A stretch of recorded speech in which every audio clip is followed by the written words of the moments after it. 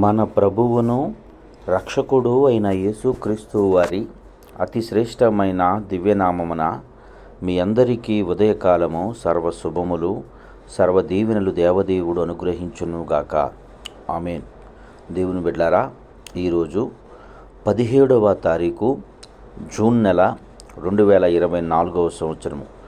ఈరోజు దేవుని వాగ్దానము నిర్గమాకాండము 33వ అధ్యాయము 17వ వచనము. నీ పేరును బట్టి నిన్నెరుగుదును. దేవుడు తన పరిశుద్ధ లేఖన భాగము నేటి ఉదయకాలము మీ అందరి వినికిడిలో ఫలింపచేయునుగాక. ఆమేన్. దేవుని బిడ్డలారా, దేవదేవుడు తెలియచేస్తున్నటువంటి మాట, నీ పేరును బట్టి నిన్నెరుగుదును. ఏ పేరు కలిగి ఉన్నావు? ఈ లోకములో ఏ పేరు నీకు పెట్టబడింది? ఒక్కసారి నిన్ను నువ్వు పరిశీలించుకుంటావా? ఏ పేరు చేత నీవు పిలువబడుతున్నావు? ఒకసారి ఆలోచించు. అంటే క్రైస్తవ పేరు అనుకుంటున్నావేమో. కాదు సహోదరుడా, నీకివ్వబడినటువంటి పేరు ఎటువంటి పేరు? జనులందరూ నిన్ను పిలుస్తూ ఉన్నారు, అప్పు తీసుకుంటే వెంటనే ఇవ్వలేడు. జనులందరూ నిన్ను పిలుస్తూ ఉన్నారు, ఎప్పుడు రోగాలవాడు. జనులందరూ నిన్ను పిలుస్తూ ఉన్నారు, నిరుద్యోగి అయినవాడు. జనులు నిన్ను పిలుస్తూ ఉన్నారు, ఇతడు తలపెట్టిన పనిలో విజయము నొందలేనటువంటి బలహీనుడు. జనులు పిలుస్తూ ఉన్నారు నిన్ను, నీవు అందరి చేత తృణీకరింపబడినటువంటి వ్యక్తిగా, హీనమైన పేరుతో నిన్ను పిలుస్తూ ఉన్నారు. ఫెయిల్ అయిపోయినటువంటి వ్యక్తిగా, విలువలేనటువంటి వ్యక్తిగా, ఎన్నిక లేనటువంటి వ్యక్తిగా నిన్ను జనులు పిలుస్తున్నారు. ఆ పేరుతో నీవు పిలువబడుతున్నావు. ఆ పేరును బట్టి దేవుడు అంటూ ఉన్నాడు, నీ పేరును బట్టి నేను ఎరుగుదును. దేవుని బిడ్డ, నువ్వు ఏ పేరుతో మనం ఈ దినాలు పిలువబడుతున్నామో అది అవమానకరమైనటువంటి పేరా? నిందింపబడుతున్నటువంటి పేరా? అందరి చేత తృణీకరించబడుతున్నటువంటి పేరా? అందరూ నీ పేరును బట్టి గణపరచబడుతున్నటువంటి పేరా? ఉత్తమమైన పేరా? విలువలేని పేరా? ఏ పేరును బట్టవు నీవు పిలువబడుతున్నావో ఆ పేరును ఆయన ఎరుగును.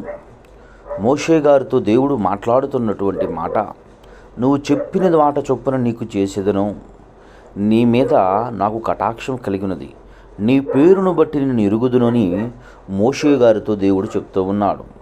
దేవుడు చెబుతున్నటువంటి మాట, నీకొస్తున్నటువంటి బలహీనతలను బట్టి, కృంగుదలను బట్టి, అవమానములను బట్టి, నిందలను బట్టి, నీవు ఎదుర్కొన్న పరిస్థితులను బట్టి, ఆ పరిస్థితుల రీత్యా ముందు ఏమి జరుగునో, ఏమైపోతానో, ఎలా జీవించగలుగుతానో, ఎట్టి శ్రమలు ఎదుర్కోవలసి వస్తుందో అని కృంగిపోతూ, నిన్ను జనులు పిలిచిన పిలుపును బట్టి నీవు కృంగిన స్థితిలో, లేవలేనటువంటి స్థితిలో, ధైర్యము లేనటువంటి స్థితిలో కృంగి ఉన్నటువంటి సహోదరుడా, సహోదరి, నా ప్రియ సహోదరుడా, దేవుని యందు నా ప్రియ తల్లి,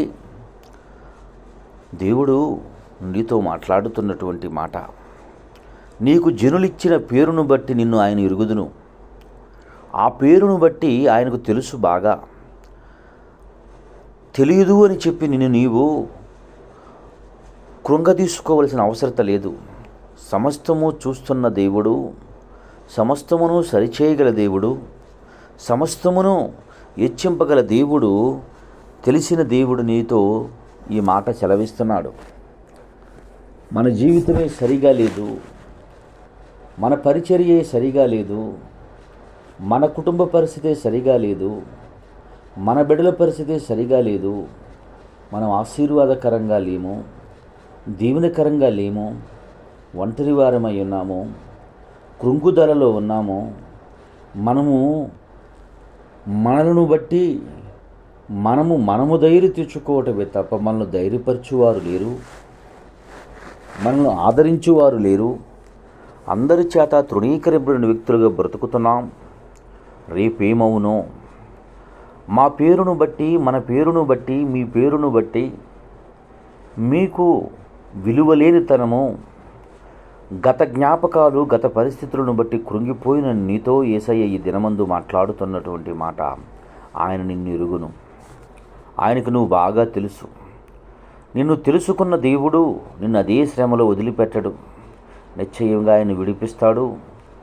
నిన్ను బయటకు తీసుకుని వస్తాడు. నిన్ను లేవనెత్తుతాడు. దేవుని బిడ్డా, మాట వింటున్నావు కానీ ధైర్యం లేనటువంటి స్థితిలో ఉన్నావా? ఈరోజు ఈ మాట నీకు వినబడుతున్నప్పటికీ కూడా ఆదరణ లేనటువంటి స్థితిలో బ్రతుకుతున్నావా? నిజంగా నా జీవితంలో అది నెరవేరుతుందా అనుకుంటున్నావా? ఇప్పటికీ అనేకమైన ఫెయిల్యూర్లను అనుభవించి అనేక రీతిలుగా కృంగిపోయినటువంటి వ్యక్తిగా బ్రతుకుతూ ఉన్నావా? బ్రతుకుతున్న నీతో యేసయ్య ఈ ఉదయకాలమందు మాట్లాడుతున్నటువంటి మాట, నీకివ్వబడినటువంటి స్థితిని నేను ఎరుగుదును, నువ్వు ఎదుర్కొన్న పరిస్థితులను నేను ఎరుగుదును, నిశ్చయముగా నిన్ను విడిపిస్తానని దేవదేవుడు అంటున్నాడు. సహోదరులారా, ఎన్నో కృంగిన స్థితులు, కృంగిపోయినటువంటి పరిస్థితులు, ఒంటరితనము, అవమానము, నిందలు, బలహీనతలు, ఆర్థిక సమస్యలు, మానసిక వేదనలు, కృంగుదలలో కొట్టమిట్టాడుతున్న నీతో యేసయ్య చెబుతున్నటువంటి మాట, నిన్ను ఎరుగుదును. సహోదరుడా, నీవిప్పటికే దైవ సేవకుడు అయి ఉండి వాక్యం ధైర్యంగా బోధించుతున్నావు తప్ప ఎందుకో నీ హృదయంలో ఇంకా తెలియనటువంటి వేదన, ఇది నిజంగా నా జీవితంలో దేవుడు నన్ను ఎరిగి నన్ను బాగు చేస్తే బాగుండని ఎదురు చూస్తున్నావా? యేసయ్య అందుకే నీకు ఈ ఉదయకాలం మంది ఈ మాట వినిపిస్తున్నాడు గనుక ఆయన మాట విను. ఆయన చెప్పిన మాటకు లోబడి బ్రతుకు. ఎందుకనగా మీరు చింతించుట వల్ల మీ చింత మోరడు ఎక్కువగునని చెబుతున్నట్లు నీ శ్రమను నీవు తీసుకోలేవు, నీ వల్ల కాదు. ఎందుకంటే నీ జీవితంలో ఒకసారి ఇప్పటికే శ్రమపడి కృంగిపోయి సరిచేసుకుని సరైందనుకున్న సమయంలో మరలా కృంగుదలలోకి వెళ్ళిపోయావా? ఏమిటి నాకు ఈ వేదనని చెప్పి కృంగిపోతున్నటువంటి స్థితిలో ఉన్నావా? అంతా తెలిసిన దేవుడు, అన్నీ ఎరిగిన దేవుడు, అన్నీ అర్థమైన దేవుడు మీతో మాట్లాడుతున్నాడు గనుక అట్టి దేవుని మాట విను, లోబడు. ఆయన ఇచ్చు ఆశీర్వాదము కొరకు ఎదురుచూడు. నిశ్చయంగా నీ జీవితంలో అట్టి మేలులు కృపదేవుడు అనుగ్రహించి నిన్ను సంతోషకరమైన జీవితం వైపు నడిపించునుగాక. ఆమేన్. తండ్రి, నీకు వందనాలు, స్తోత్రములయ్యా. ఎందరు బిడ్డలు ఈ మాటలు వినుచున్నారు, వారందరి జీవితంలో ఆశీర్వాదము, దీవెన అనుగ్రహించి కృప చూపి బలపరిచి భద్రపరిచి నడిపించమని యేసయ్య నామం పెరటి ప్రార్థన చేయుచున్నాను మా పరమ తండ్రి. ఆమేన్. తండ్రి అయిన దేవుని ప్రేమయు, కుమారుడైన యేసుక్రీస్తు వారి కృపయు, పరిశుద్ధాత్మ తండ్రి అన్యోన్య సహవాసం ఇప్పుడునో ఎల్లప్పుడూ సన్నిధితో సదాకాలం తోడైండి వెంబడించి నడిపించునుగాక. ఆమేన్. God bless you. దేవదేవుడు మేము దీవించి ఆశీర్వదించునుగాక. ఆమేన్.